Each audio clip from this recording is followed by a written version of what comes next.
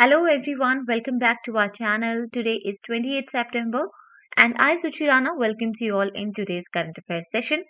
आज के current affair session में हम इम्पॉर्टेंट करंट अफेयर के जो टॉपिक्स हैं उनको इन फॉर्म ऑफ 10 क्वेश्चंस हम डिस्कस करेंगे विद डिटेल एक्सप्लेनेशन, जैसे कि 27 सितंबर और 28 सितंबर के इम्पॉर्टेंट क्वेश्चंस हम यहाँ पर डिस्कस करेंगे जो आपके एग्जाम पॉइंट ऑफ व्यू से हो सकते हैं इम्पॉर्टेंट.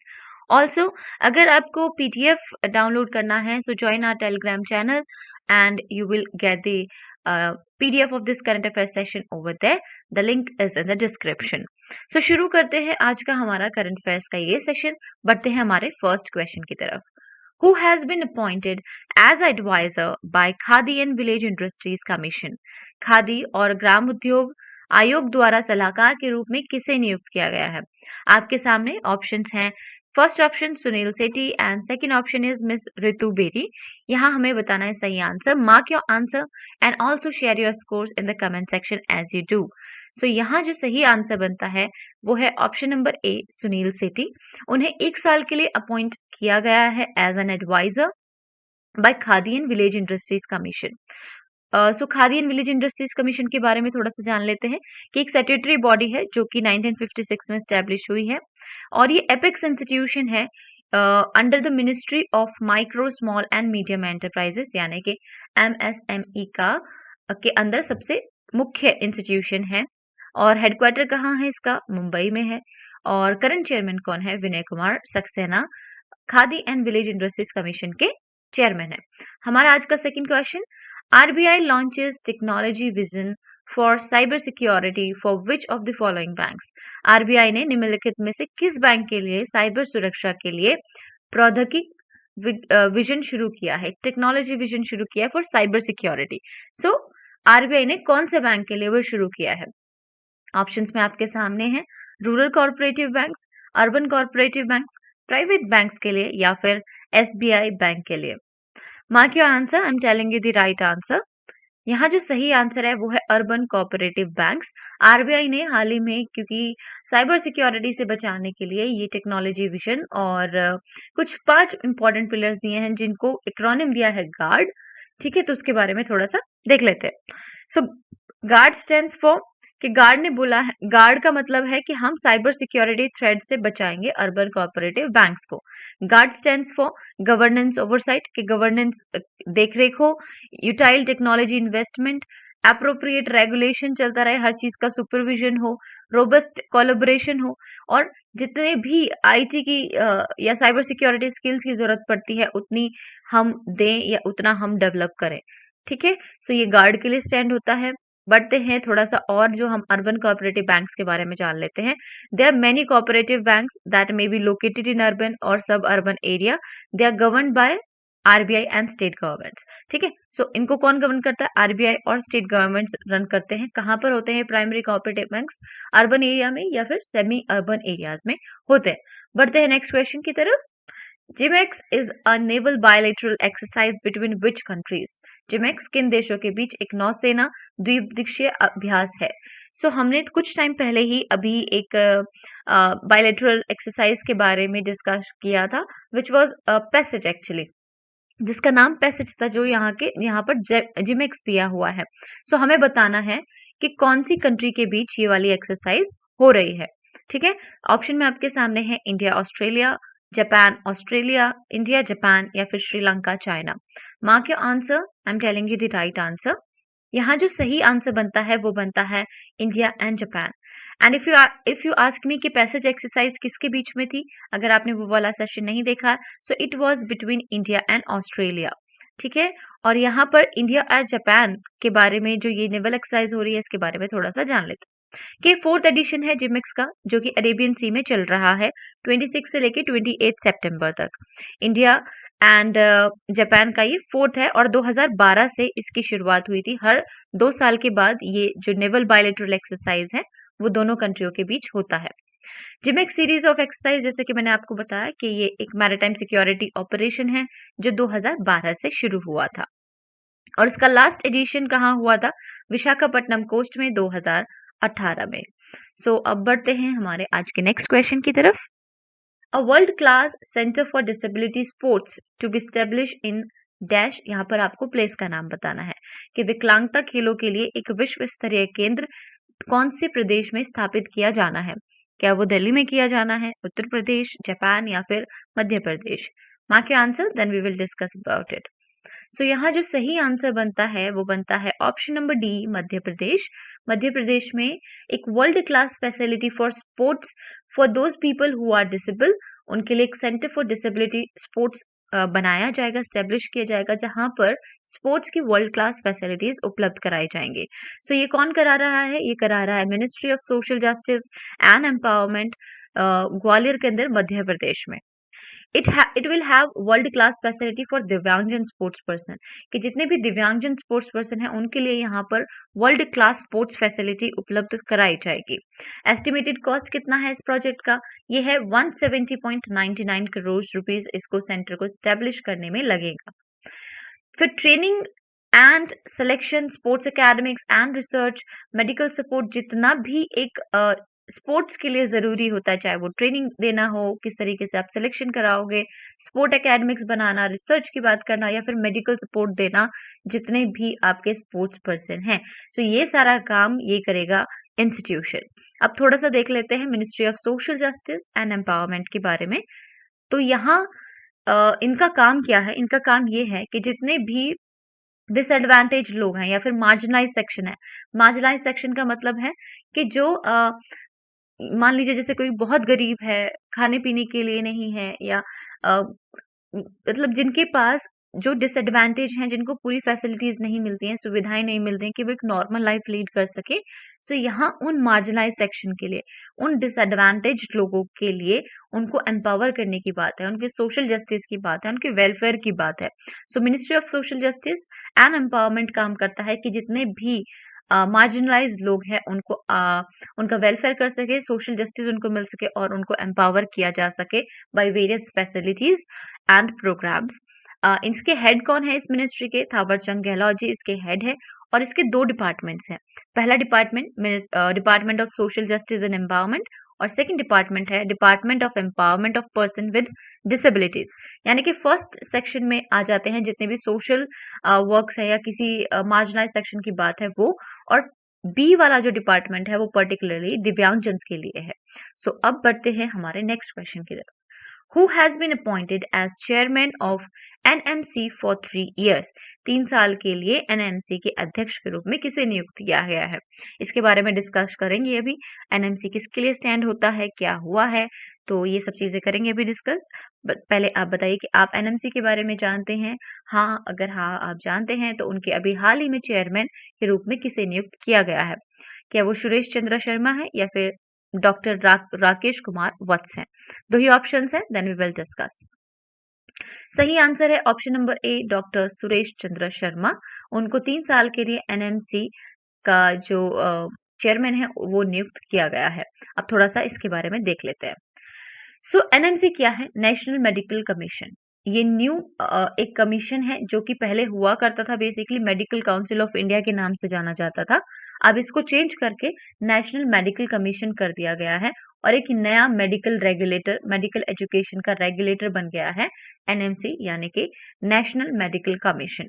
इसके जो चेयरमैन है, इसके एक चेयरमैन होंगे, 10 एक्स ऑफिसर मेंबर्स होंगे और 22 पार्ट टाइम मेंबर्स होंगे।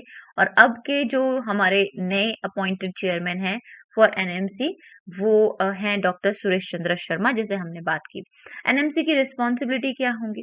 Approving and assessing medical colleges, कि जितने भी मेडिकल कॉलेजेस हैं भारत के अंदर उनको अप्रूव करना और असेस करना टाइम टू टाइम कि वे प्रॉपरली फंक्शन कर रहे हैं कि नहीं।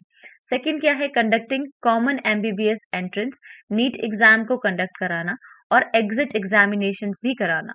इसके बाद रेगुलर कोर्स की जो फीस वगैरह है, ये सारी जो डिसीजंस है, ये सारा एनएमसी लेगा, नेशनल मेडिकल कमीशन ही लेगा।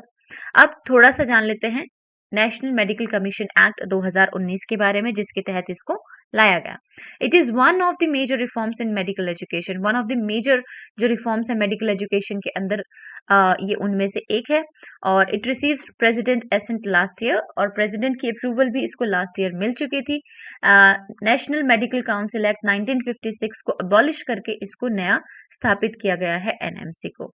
The act provides for establishing a national medical commission for framing policies and coordinating with the other autonomous body, कि एनएमसी को लाया गया है कि नई पॉलिसीज बना सकें और जो अलग ऑटोनॉमस बॉडीज हैं जो एक रूप में काम कर रही हैं उनके साथ कोऑर्डिनेट किया जा सके।